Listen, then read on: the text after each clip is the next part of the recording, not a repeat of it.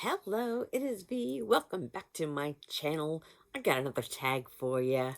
Got a few coming. And I have a few that I want to do on my own, but we're gonna go with these tags because they're so much fun and I missed so many. There were so many great tags in December, and there's a great one in January, which I'm looking forward to getting to. Pardon me while I take a sip. This video is a VR to Amber, um, and Amber and Draven. They did a collab, hashtag Hanged Man Tag. So that is what I'm going to do.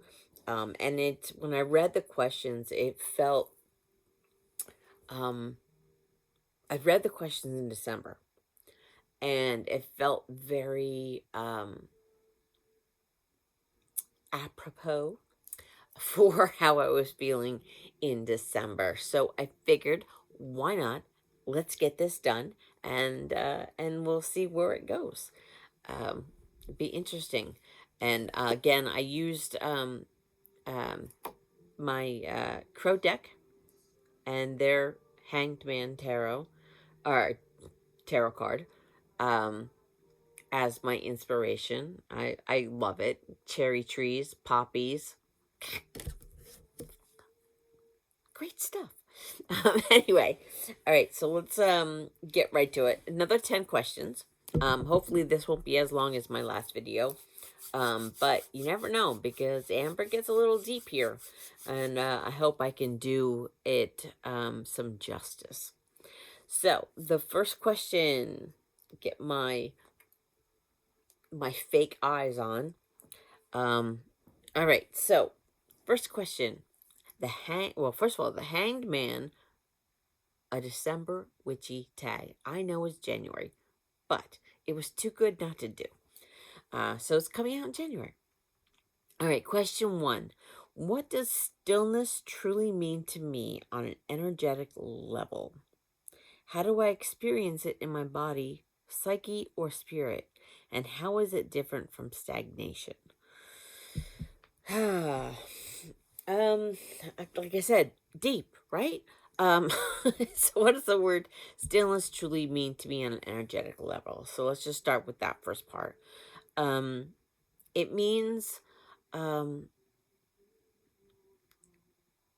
like making your way into the eye of a storm and seeing the blue sky and that calm, even though you know there's chaos around you, bringing yourself to that still spot and being able to um, return to yourself, return to your axis, and just be able to just bring everything center.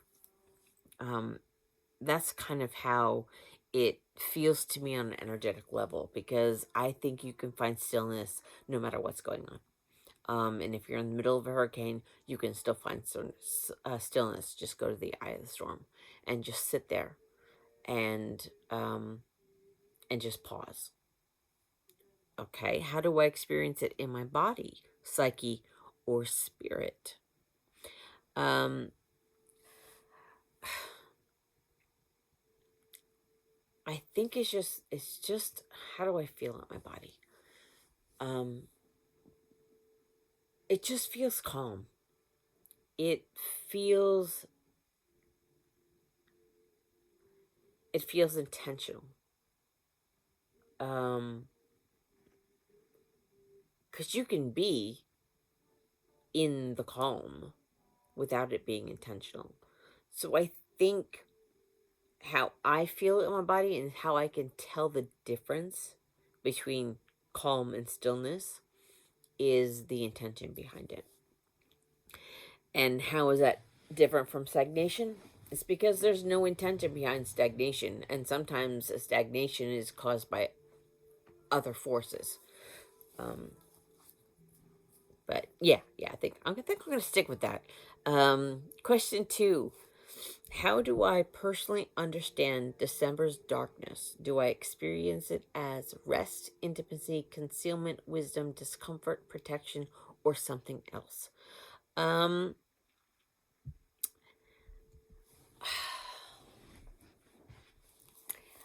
I don't know. I'd never really had a December of rest. Um,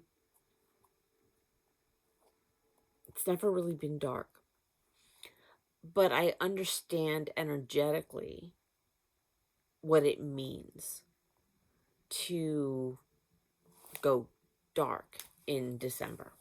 You got the winter solstice. Um, you got the longest night. Uh, and it's like a reset, I think.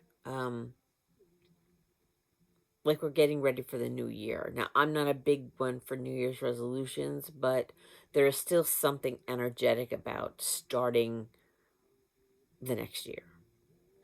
So it's kind of like let's rest and reflect so we can move into the next year. That's kind of how I've experienced December's darkness. Um, it's not really rest. It's not really. It's none of these words except for wisdom. I think wisdom is the word that stands out the most because when you sit and reflect on the year that has just passed, um, you can pull wisdom from that. I don't think you cannot pull wisdom from that. It's just wisdom is part of that reflection. Um, so I don't see December as a rest. I see it more as a reflect and gaining wisdom from the previous year. Question number 3. Where in my life am I being invited to contain energy rather than move it? How do I know when something is meant to be held and not acted upon?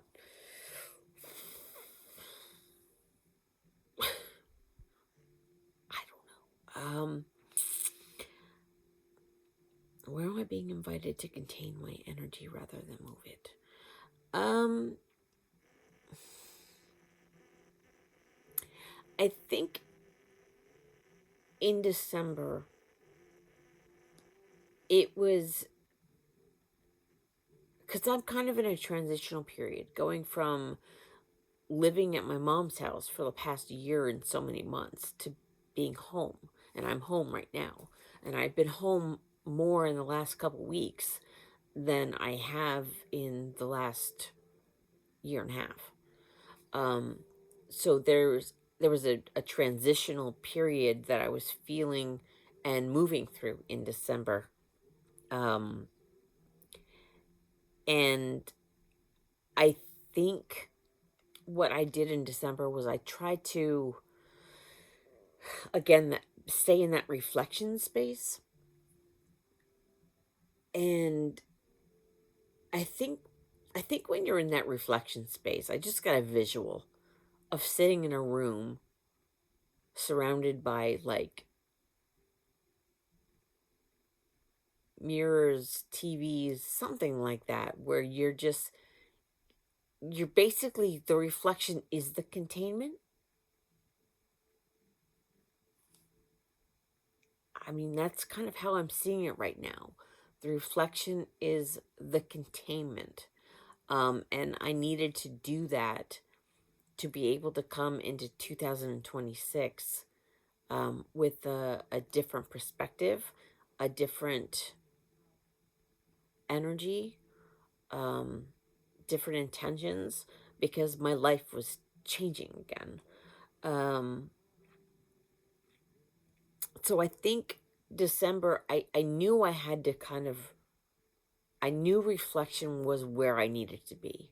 And I wasn't supposed to move anything. It was more to just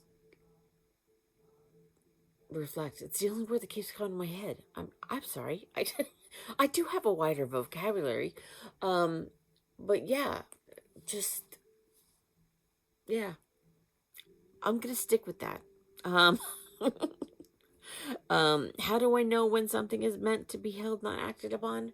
I just feel it. If you experience, you um see what happens. You get an idea, try to move things, and if it doesn't feel just right, you pull back. So it's more of less just using your intuition, and understanding that your body knows, um, your higher self knows. Um, yeah, I think it's just the knowing that no, this is not meant to be moved right now. All right, four. What does womb space, quotes, the container, mean in my spiritual and personal practice?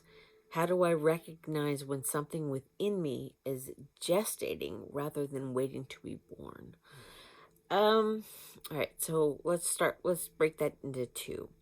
So, what does the container mean in my spiritual and personal practice?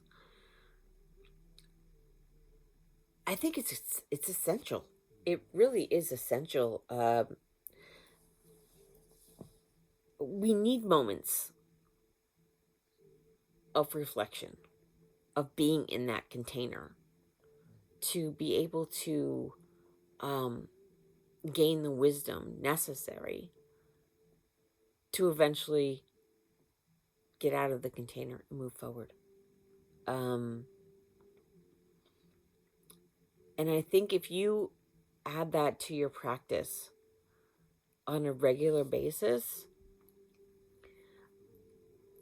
I really think that the knowledge gained from that is priceless. I mean, everything we ever need to know, our higher self already knows, and you need to be in that reflection container period um, to grasp and integrate that that knowledge.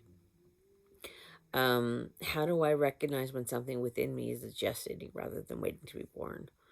Um, Again, it's back to a knowing. My body knows when it's time to move and when it's not time to move.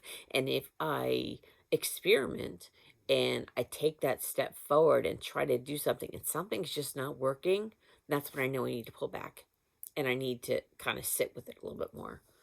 Um, yeah. All right. Question number 5.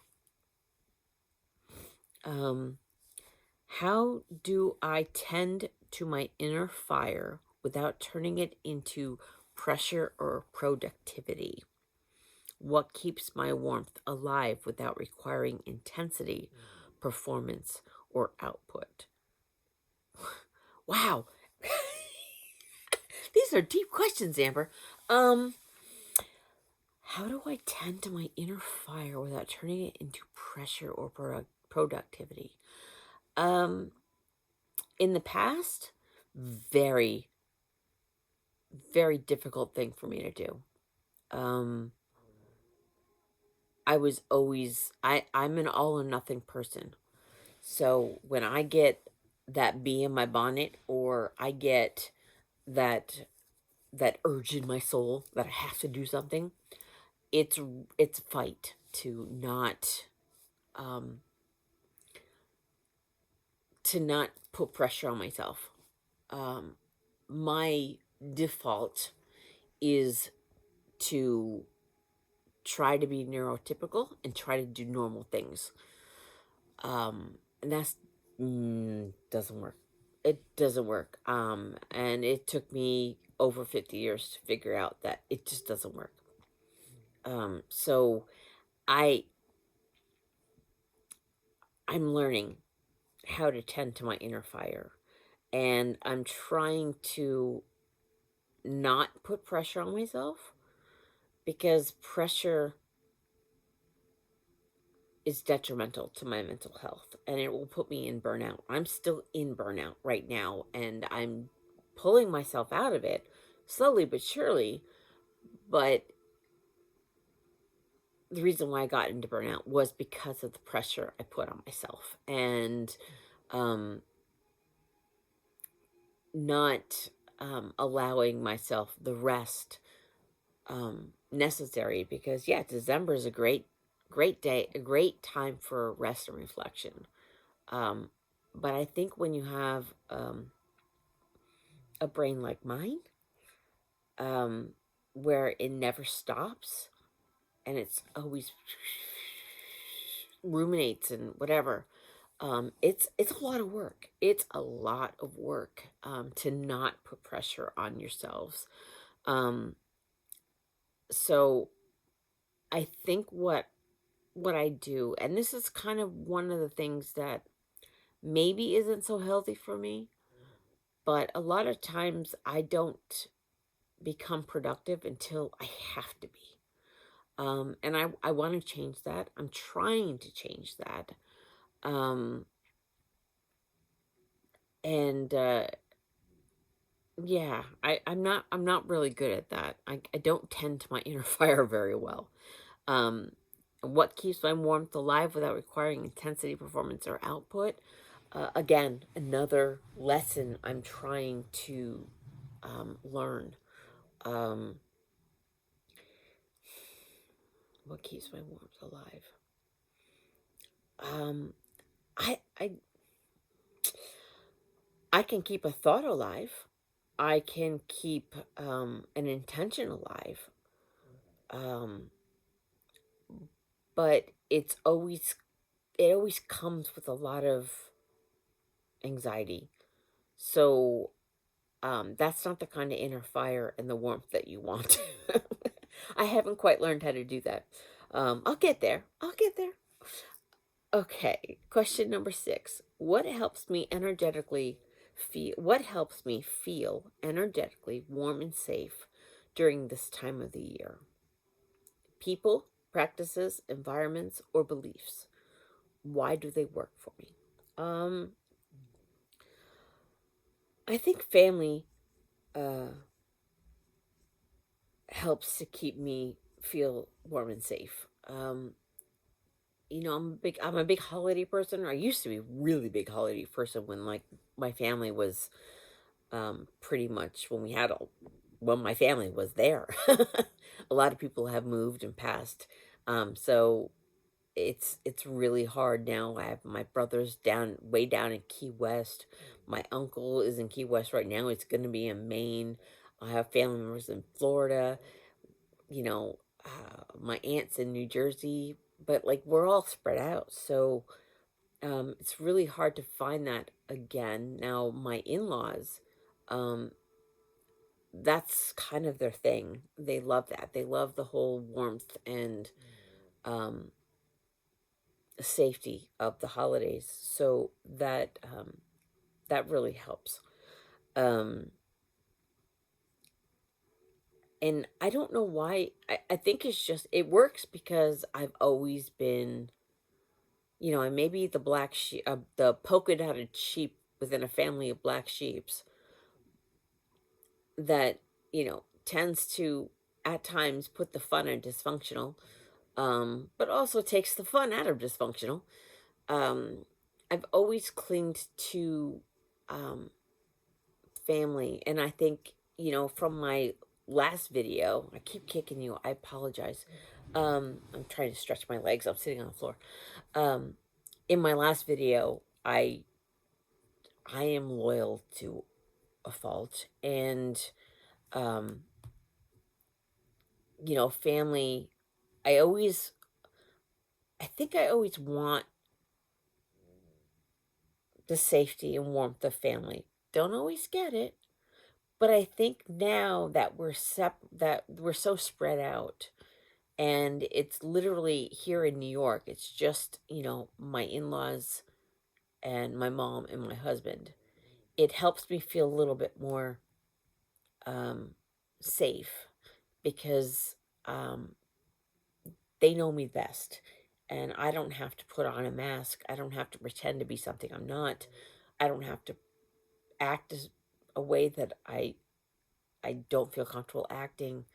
Um, So yeah, okay. I'm rambling on that one. Um, that's probably why it works for me. Question number 7. How do I intentionally hold on. Fake eyes. All right, how do I intentionally slow down in December without guilt and self-judgment? Um, I haven't learned that yet. Because I hardly ever not have guilt or self-judgment. Working on that. I am working on that. What internal rules do I relax in order to actually rest? um, I think when it comes to this, in my own personal development, um, I have I've made it a point to um, kind of mold myself in the person that I want to be, and I don't I I don't want to be a person who's always judging myself. I don't want to be a person that's cruel to myself or that carries guilt. It's my default, and I'm trying to change that programming. So the internal rules, do I relax in order to actually rest? I have to disassociate. Um, Not in a negative, like I don't know you kind of way, but in a I can't carry your energy kind of way. And that's kind of how, yeah, those are the rules that I have to relax.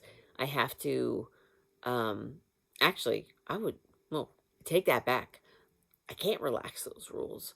I have to make those rules a little bit more strict by saying I can't I can't carry your energy right now, in order for me to rest. All right, question 8. What energy from this year am I allowing to settle rather than resolve? How do I relate to the idea that not everything needs closure right now? Let go, let God. What energy from this year am I allowing to settle rather than resolve? Um, well, 2025 was really hard for me. It was one of the hardest years of my life so far. And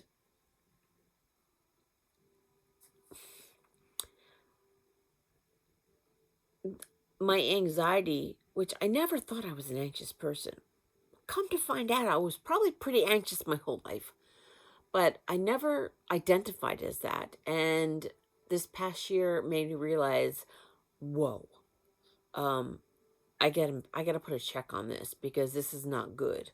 My blood sugar was erratic. My blood pressure was erratic. Um, I was not healthy, because I internalized a lot, and that's probably why I didn't think I was an anxious person, because I internalized it all. Um, so I need to kind of sit with that. Um, because what I've learned over the last year is you can't fix anxiety. You have to move through it, and you have to process it, and you have to refocus and redirect your your thoughts. You need to get a new perspective. And that's the only way to deal with anxiety and anxiousness. So I think I need to settle with that instead of trying to resolve that, because I'm not going to resolve my anxiety. I am not going to, um, I'm not going to fix me overnight. Um, Dealing with this past year, understanding my limits, my boundaries, where my mental health walls were, and what happens when I kind of break through those walls and how I am. and I'm saying break through those walls, not in a positive way. Um, it's almost like, like when your cup completely overruns itself. It's not a good place. It's not a good place. Um, so I think I'm not going to get closure because I need to process and I need to move through it and I need to and when it happens and when it rears its ugly head all over again, um hopefully the things that I've learned and reflected on in December um help me move through it quicker. And that's all I can, I guess, say on that question. Question 9. How do I personally work with the winter solstice energy? Is it renewal, witnessing, honoring, endurance, tending to the smallest ember, or something else? Um, it's something else. I would like to work with the solstice energy a little bit more. I did a winter solstice tarot pull this past year, which was helpful. But like I said, December is a reflection month. So I wouldn't consider it a renewal month. I wouldn't consider it, it would be a witnessing. Yeah, probably the witnessing and the honoring is probably what December means to me and how I work with the winter solstice energy. And how I probably will continue to do that in December because it was very helpful this past December. So I'm going to continue with that. 10. What does no rebirth required mean for my spiritual path at the moment? Um, I don't need to start at the beginning again. I'm not I'm not at the full level of my journey. I'm just not. I'm, as I said in my last few videos, I'm I'm in the tower. So I still have a ways to go. And I don't feel the need to start over at the Fool all over again. Um, my journey is I'm still on the path. And so in this particular instance, there's no need to go back to the beginning or, rewrite the book. There's just no need for that. Um, where have I outgrown the need to constantly reinvent myself? Um, I never, I don't know, where have I outgrown the need? I don't know if I've ever had the need to outgrow myself, or reinvent myself. Um, I, as I said in my last video, I'm an explorer. I like to experience things. Um, so when I want to shift to a different path, it's just a shift to a different path. I'm not reinventing myself, I'm adding to myself. I think that's the best answer to that. I'm not, um, I don't think I've ever had to outgrow that need. That's just who I am. I'm just adding to me. I'm not reinventing myself, I'm adding to myself. Question 11. How do I sense when something new is forming within me without naming it too early? Not really good at that. Transparency. Full transparency. I am not good at that. Because my brain is the way it is, everything especially in the beginning, needs a box or a label. And then once it has a box and a label, then I can expand that box or put it in a bigger box until the box is no longer needed. So, yeah, I'm not good at not naming things too early. What signs tell me that patience is part of my magic? Um, what signs tell me? If I can't shut off my brain, that's when I need to be like, whoop, hold up, hold up. You gotta, don't go nuts. Because that's my default. That's just who I am. I'm all or nothing. Um, so, yeah, yeah. So I don't really have that many signs. I think um, it's just when things get overwhelming. That's when I know I need to um, hold back for the magic to come through. Last question. All right, big eyes. I did pretty good with that last question, but um, what am I choosing to protect energetically, emotionally, or spiritually until the right time? What am I choosing to protect?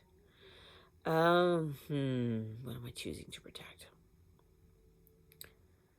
Um,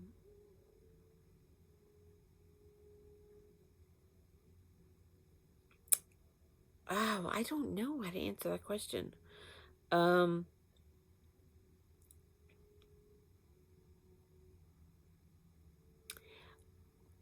maybe, okay, something just came to me. We'll see how this kind of works itself out. Protecting energetically, probably my inner my inner child, um, because of the type of person I am and my default settings and the life that I've led. Um, I've done some pretty I've done some damage to my inner child. And I've tried to work with my inner child a little bit. Um, I've worked with I've like different parts, different ages. And I have one giant inner child that just won't even talk to me yet. So I've been able to um, using the family systems model. Um, I've been able to talk to my very young, like 4 or 5 year old inner child. Been able to work with them, and I've talked with inner my inner teenager, and I've been able to kind of talk with them. And I feel confident that they know, those two parts know that I am um, trying real hard. Um, I have a part that I would probably say maybe she's like 7, 8 years old, maybe 6. I don't know. Um, but she comes through in my visualizations as like a giant, as in like a giant race kind of giant um, child that sits in the corner and she won't look at me. So I know I have work to do. Um, so I maybe that's what I'm trying to protect. I don't know. I don't know. This is a hard question. Um, yeah, until the right time. The problem is I can't choose the right time yet, because every time I think I've gotten to a point where I can work with that particular part, um, I get the back turn. So there's something there that's not ready. Um, and I think, what does honoring timing look like for me? It's more or less, it's not quite the season. It's not a December timing. It's a life timing. Um, I'm doing what I can, and hopefully, with the work that I'm doing, um, that I will eventually be able to, um, I guess, lessen the amount of protection that I feel called to um, to provide for that small part of me. Um, I think we'll get there. I really do. You know, I have, just in the past couple years, finding out about my autism, and because I've always known I've known I was ADHD since I was like 32 or something like that. But the autism kind of came out of left field, and it came because I was in burnout and did not know it. So I had regressed, and all of a sudden I wasn't able to do anything. And so um in my journey of trying to figure me out and trying to fix me, I came across all of this autism stuff, and then that took me down a rabbit hole. And then I took all of the available psychological tests I can get my hands on, and yeah, I don't know why anybody never noticed it. I'm so obvious; it's not even funny. But you know, I have to learn who I am and what I what I what my life looks like and what I look like without the mask, because I had been pretending to be something that I'm not for 53 years. Um and that's quite a weight to carry when you look back at your life and you start realizing, who am I? Like, what do I like? Like, why was I friends with that? I just the questions that have come through my head over the last, especially the last year and a half, where I would spend most of my time by myself, um, taking care of my mom's cat. It There's an awful lot of things that have to happen before I can, um, you know, I guess find that right time, find that divine timing. Is it going to be in a season? No, I think it'll probably take years of intentional work to get to the point where I can, you know, not have to protect, not feel the desire to protect that inner child. Yeah. So that's the Hanged Man tag. And I think very deep, Amber. Come on. I mean, deep. You and Draven. Holy crap. Getting those little folds of my gray matter in my brain. Um, but yeah, I think it was great to reflect, and I know I'm reflecting on it in January. Um, but I think because of where I've been for a while, I think the January reflection is actually a really good time to look back on December and see what I did do and how I can move forward from here. So, yeah. So thank you, Traven. Thank you, Amber, for this tag. It took me a long time to do it, but I did it, and I'm grateful. So thank you.